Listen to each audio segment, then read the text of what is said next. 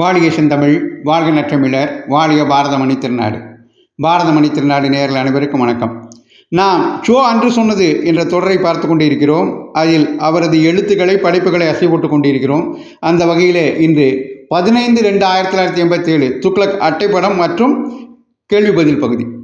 அட்டைப்படம் திரு மு கருணாநிதி அவர்கள் இந்திய எதிர்ப்பு காரணமாக அரசியல் சட்டத்தை எரித்ததற்காக சிறை வைக்கப்பட்டார்.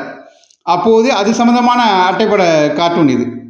எம்ஜிஆர் ஆட்சி எனக்கு கைதி உடை கொடுத்தது, கருணாநிதி குற்றச்சாட்டு அப்படின்னு அந்த குற்றச்சாட்டு சம்பந்தமாக நாவலர் நெடுஞ்செழியன் அவர்கள் அப்போதைய முதல்வர் எம்ஜிஆரிடம் சொல்கிறார்.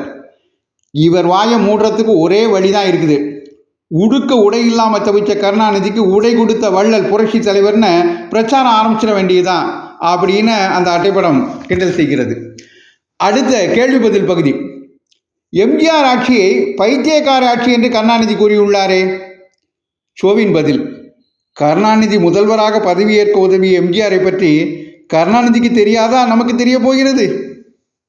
அடுத்த கேள்வி. தமிழ்நாட்டில் கம்பனுக்கு பிறகு இளங்கோவுக்கு பிறகு தமிழை வளர்த்தவர் கருணாநிதி என்று டி ராஜேந்தர் கூறியுள்ளாரே. ஷோவின் பதில். அண்ணாதுரைக்கு இதுவும் வேண்டும், இன்னமும் வேண்டும். அடுத்த கேள்வி. எம்ஜிஆரை காங்கிரஸ் முதல்வர் என்கிறார்களே, உண்மையா? நான் அப்படி நினைக்கவில்லை. காங்கிரஸ் முதல்வரானால் மேலிடத்திற்கு அதிருப்தி ஏற்படும் வகையில் ஏதாவது செய்திருப்பாரே. எம்ஜிஆர் கவர்னர், டெல்லியின் சித்தம் அவரது பாக்கியம்.